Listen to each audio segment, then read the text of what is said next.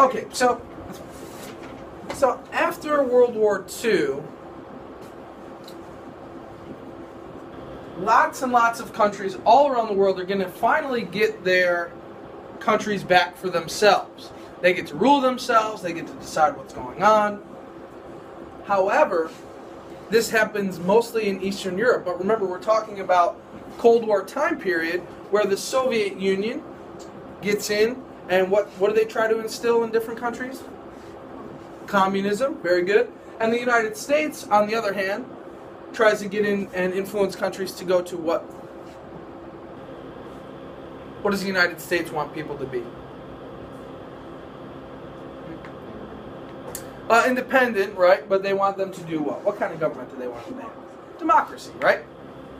So even though all these countries, specifically in Eastern Europe, are gaining their freedom back from both Germany and maybe the Soviet Union, they're still getting, quote-unquote, forced into doing something. Okay? Same thing is going to hold true for Africa and India as well. Okay? So many of these countries are going to gain their independence. Some are going to be violent. Some are going to be peaceful. Some countries, imperialist countries like Great Britain, aren't going to want to leave certain countries. And we'll discuss what's going on there. So, first, like I said, after World War II, we get all these countries that are getting their stuff back. Okay?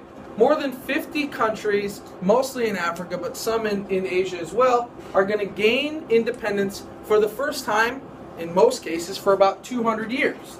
Remember, imperialism had reigned the day in the 1800s. Remember the scramble for Africa? Remember when you guys were running around the room and posting Post-it notes all over the place?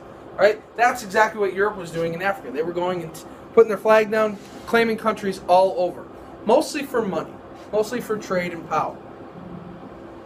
Like I said, some of these struggles are going to be violent, some are going to be non-violent, some are going to be a little mix of the two. Some even go on until today. And there's this movement of black culture and history, African culture and African history in Africa, saying again, we can do this on our own. We don't need you imperialist countries, again being white imperialist countries, we don't need you to babysit us anymore. We got it. Okay? And that's all about what the Negritude movement is. So, we're going to talk about Ghana, a West African country. Okay. Going back to even World War I and the beginning of this year, what is very strong over here in the western part of Africa? What's their main source of income? Gold. Very good. Yes. One of the gold and richest places here is Ghana. Very good. And that's why it's a highly coveted place for imperialist countries. It was a British colony, so Great Britain had a stronghold in Kenya. Okay. It was the first to gain its independence south of the Saharan Desert. Many countries north of the Sahara, specifically Egypt, Egypt's the big one, had already gained its independence. Right? Many years ago, it sort of had swept down from Europe, their gaining of their independence. But it's the first south of the Saharan to gain its independence, and that is Ghana. Their leader in Ghana is Kwame Nkrumah. Okay, he is a non-violent leader. Okay, so he uses civil disobedience. He uses protest to gain their independence from Britain. Wasn't violent at all. He organized strikes and boycotts to say, hey, we can do this on our own. We don't need you here anymore. We got this. We can do it ourselves. Okay? What does he do to make the British believe that? Builds new schools, new roads, lots of infrastructure, hospitals, things like that, to help the Ghanese people out. Okay? They do become very costly to the Ghanese, but they do it on their own. Fine. We'll get it. All right. Next country, Algeria. Up here in northern Africa, a French colony this time, not a British colony. After World War II, the French refused to leave. They say, no way. The French had just gotten their own country back. Remember, Germany had taken over France as well as some other countries, and France wasn't giving it up very easily. They don't want to share power with the Algerians. They finally gained their independence in 1962, so we're talking almost 20 years after the conclusion of World War II, and they have to use violence to get it. They're defending their homeland. They're fighting for their independence from a foreign power. There are attempts during this time period to make Algeria a socialist state. Socialism is like in between capitalism and communism. So there's lots of government control, but there's still some free market activity going on. But that fails in Algeria. It doesn't work out.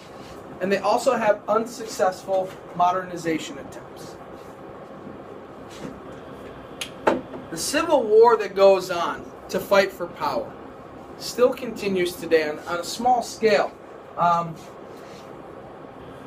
But it's not good still, is what I'm saying. Lots of strife, lots of terrible stuff going on. And there's some religious conflict there as well. If I go back, and if we are using our very historic minds here, what two religions do you think are going to be based in Algeria? We have Muslim and Christianity. Now, it's mostly Christian. However, in the next country, this country here, anybody know what this country is here in Africa? We'll get to it next. It's Morocco, yes. Morocco has a large percentage of Muslims. And why is that? Does anybody know? What's just north of Morocco and Algeria? Spain, okay. So, Spain, largely made up of Christians, mostly Catholics today. But why?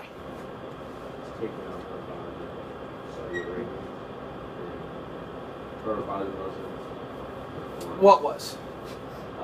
Spain, okay. So Spain was taken over by the Muslims, okay. Actually, it goes the other way. Well, both. But what happens is the Catholics, the Christians, forced the Muslims out of Spain. Muslims were in Spain for a long time, and they are forced out during the Inquisition. Right? The formation of Spain is indeed forces the Muslims out, so they come across and they go into Africa. Now, they had come from Africa as well, also from the Middle East. They come over this way through Europe, but they were kicked around in Europe and eventually made it to Spain. All right, so let's move on to. We'll talk about Kenya a little bit. Now, Kenya in Eastern Africa, it's going to be a little bit different than the others. It was another British colony, and remember, Britain had given up Ghana very easily after World War II. Nonviolent tactics. They said, hey, we got it. They started doing some programs around the country. A couple years later, they said, okay, the British left. They were comfortable with leaving. However, in Kenya, they don't gain their independence until 1963. Their leader, Jomo Kenyatta. Now that makes sense, right? Kenyatta. It doesn't have any correlation there, but it can for you. It'll help you remember. He tries to modernize Kenya as well. It fails. So the British don't leave because they say there's no way that you can remain a country on your own. You can't do it by yourself. Now, they do eventually gain their independence, but much like Algeria, they have to fight for their independence from the British. They'll gain it eventually. However, Kenya still struggles with lots of poverty, lots of political corruption, and still some ethnic conflicts. All right, that's conflicts within Kenya, people of different cultures. So violent in Kenya as well. All right, now let's talk about South Africa a little bit. South Africa had gained its independence much earlier than most African countries. Back before even World War II. They gained it in 1910. By 1931, they have a constitutional government. Great news. That's awesome, right? We love to hear that. However, it was extremely corrupt. Does anybody know who was in, what country had control of South Africa beforehand? It wasn't France. No. It's Belgium. Belgium. Real tiny country, Belgium, right? They had their one stronghold in South Africa. Lots of Belgians went there, and lots of Belgian-descended people still live there today. Belgians are white, right? So we have a larger percentage of whites in South Africa than many other African nations. Not a majority by any means, but about 20 to 30%. I'd have to look up the statistics. So there are definitely whites in South Africa. So that's what I'm getting to next. Because the system, this constitutional system, constitutional government, 1931, gave all the power to the whites. All the power to the whites. And this system is called apartheid. A very segregated system that gives all the power, the political power, to the whites. Okay? Even though South Africa has its independence, it's still ruled by all the whites, even though they're South African descent. So, much like segregation in the United States during the Civil Rights Movement, there's no social contact allowed between whites and blacks. There's not supposed to be any marriage. They don't go to the same schools. They're not allowed to go to the same hospitals. They're not allowed to play in the same little leagues. Complete segregation. Okay? Segregated neighborhoods. And guess where all the money is? It's in the white neighborhoods. Okay? No, we're gonna get to a better South Africa. So there is a international, in a way, conference, brings a lot of African nations together. Their main goal is to keep Africans ruling Africa. Okay? It's called the African National Congress. It's made to fight for equal rights in Africa. Okay? Makes sense? African National Congress fighting for Africans. The government in South Africa comes together and bans bans South Africa from becoming a part of the African National Congress, and arrests this man here, Nelson Mandela. Now, heard of Nelson Mandela before? Yes. Nelson Mandela, kind of like the Martin Luther King of South Africa, wants the African National Congress to be in South Africa. They're not allowed. It gets banned. And Nelson Mandela is put into jail for 27 years. Not for a violent crime. Not for stealing money. Not for killing somebody. No. For protesting against the inequality that was in South Africa. Okay? Shows you what kind of place it was. Then a man of the Catholic Church, Desmond Tutu, wins the Nobel Peace Prize in his efforts to end apartheid in South Africa. This doesn't happen until the 1980s. Much after the Civil Rights Movement had taken its course and run through its course in America. 1989, a white man, F.W. de Klerk, Belgian descent, white man, lived in South Africa, was born there, is elected president. White man again. He with the help of people like Desmond Tutu, repeal apartheid. They finally get rid of apartheid. So yes, it was a white man with other governmental leadership, and they end that segregated system of apartheid. So now whites and blacks can both vote, and what happens in the next election is that Nelson Mandela, that man who was arrested for so long, who had fought so long for equal rights in South Africa, is elected president. And here is a showing of the first time that Africans were allowed to vote in their own country.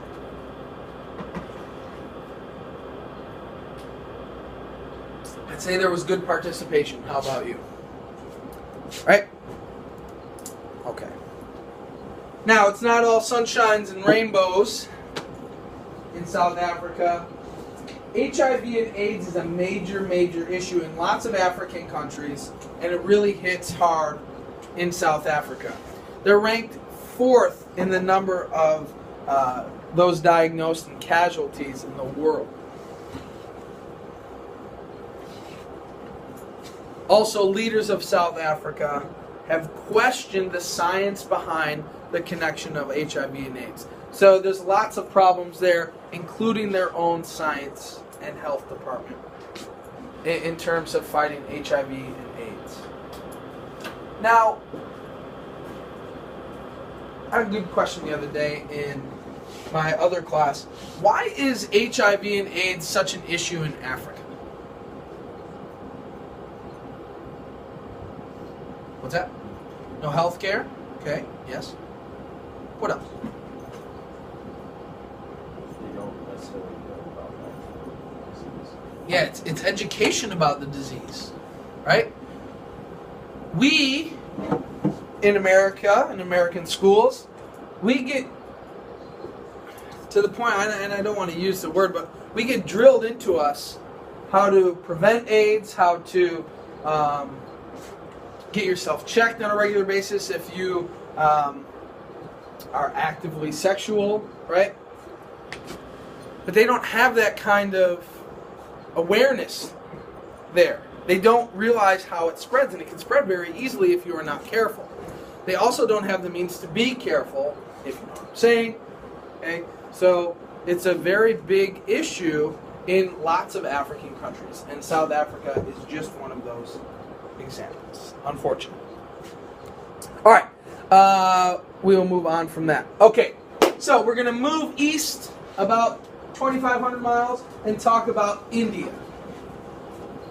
What country had held control in India? The British. Great Britain had held them not in jail, but they were an imperialist nation of Great Britain. Now, why? Why was India such a hot commodity for Britain? Why did they want to be there? Okay, maybe how big it was. People, money, right? It's called, if you remember, the jewel in the crown. India is a very lucrative business place. There's lots of people there. At this time, there's about 300 to 400 million people there. Lots of people. There's over 1 billion today in India. Lots of good raw materials. Yes. Yes. We're gonna learn about that in just 1 second. But India had, at the time, India was known as all this country, or all this land, right here. They had lots of land. Okay? But they're going to get split up. Can anybody guess why India is going to get split up into mostly 3 different places? That's it, right there. Religion. Very good. Religious tension is going to break apart India. And it's going to happen with British leadership as peacefully as possible. But anytime there's ethnic conflict, There's always going to be some sort of violence. All right, so let's see if we can guess, and I know it's on your note sheet. That's okay. But what is the majority religion in India? Right now or then? Doesn't matter. Aruma said it. It is Hinduism. What other religions are going to be there as well? All right, so we have Islam is there as well. And then what else? Buddhism. A certain sect of Buddhism called Sikhism. Okay. So yes, we're going to have 3 different religions. Just to be aware, if it's in this context, we don't need to know what its tenets are or anything like that. Okay, so new nations are going to be formed from that British colony of India because, again, of religious tensions. Thank you, Aruma, for mentioning that. So after World War II, India wants their freedom from Great Britain. What great leader with nonviolent tactics is going to help gain their independence? Mohandas Gandhi, right? He's going to help gain their freedom. They eventually will gain their freedom. But that's not our story right now. Religion is our story. So you have Hindus, Muslims, and Sikhs all within India. And after gaining independence, the minority religions, Islam and Sikhism, are going to gain, or they're going to try to seek some sort of control and protection from the government. So what happens is, as of the 1940s, there was about 350 million Hindus in India. Excuse me? There's a political party called the Congress Party that is formed to fight for Hindu rights. Makes sense, right? You want people in the government protecting you. The Muslims do the same thing. Again, they are a minority religion. They need a strong political arm as well. There are about 100 million Muslims living there in the 1940s. They call themselves the Muslim League. Okay, so we have Hindus and Muslims. Sikhs, not as many of them. Eastern India, over the mountain ranges, they don't face too much problem. Not as much as the Muslims did in India. So the British decide to, quote-unquote, break apart India, or partition it, meaning break it into sections. In the summer of 1947, 10 million people are on the move. Mostly of what descent do you think? Which religion do you think is... Yeah, the Muslims had to move. The Muslims were forced to move. Like I said, anytime you have religious conflict, it usually doesn't end nicely. Over 1 million people are going to die in the scramble for breaking apart India. Muslims are obviously unhappy that they have to leave. That's their home. They've known it for their home for a long time. Hindus are not happy that the Muslims are going through and migrating through their country, okay, or as they see their country. And again, Sikhs are moving as well. Not as much of an issue as the Muslims had in moving. So Pakistan is formed for the Muslims, right? At the time it was called West Pakistan, just turns into Pakistan. We have India, what is known as India even today, is formed for the Hindus. Ceylon, that island, becomes Sri Lanka. And East Pakistan, where the Sikhs are going to go, turns into Bangladesh.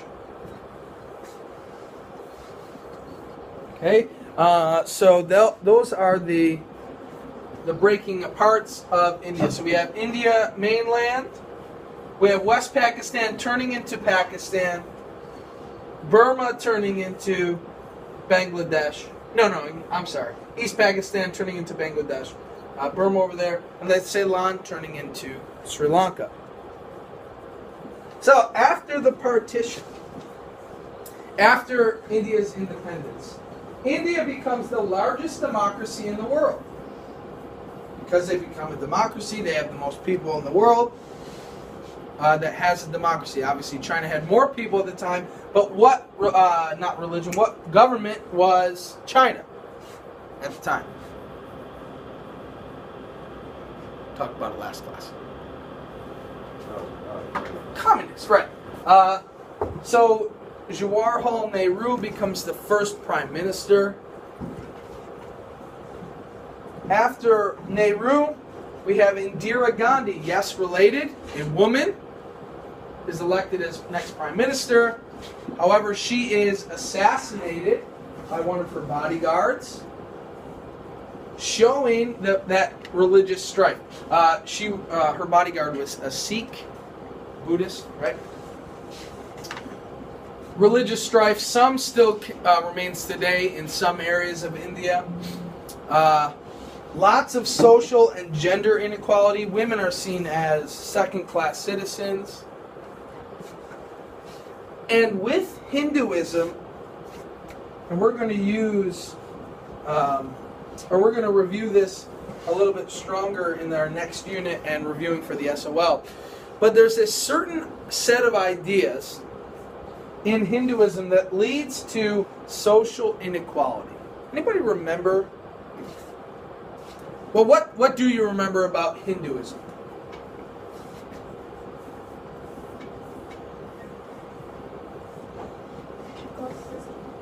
All right, so we have that's what I'm looking for here, is the caste system. Is Hinduism monotheistic or polytheistic? Polytheistic, which means what? More than one god. In fact, millions of gods in Hinduism. 3 main ones, but we won't get into that. So they have this thing called the caste system, where, who can explain the caste system to me? Who remembers what it is? What's that? All right, we have, go ahead, say it again. Okay, so we have Brahmin, yes? What else?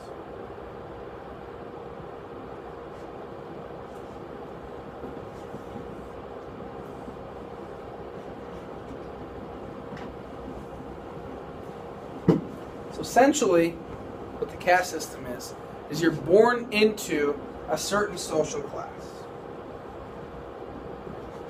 We're not going to get into the nitty-gritty and name every social class, but you're born into these classes. It's essentially what you do. If your parent was a farmer, or if your parents were farmers, you would be a farmer. If your parent was in the government, you'd be in the government. If your parent was the prince or the king or the prime minister, you would be in the top class. Okay? So, you could not move up and down. If you were born a farmer, you could not become a government official. If you were a government official, you could not marry down to be a farmer. Okay? But, how could you move up or down the system?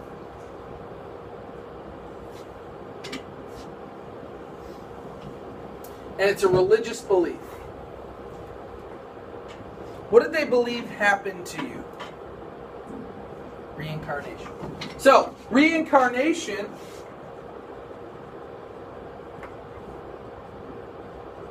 what's the basic idea behind reincarnation?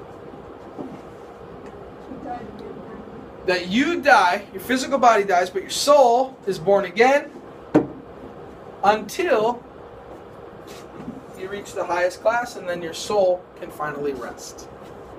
That's the idea. There was another group called the Untouchables, who they were the lowest of low, the scummest of scum. And it was thought that you could never move from being an untouchable. Alright, so I think that is it today. Yes. Alright.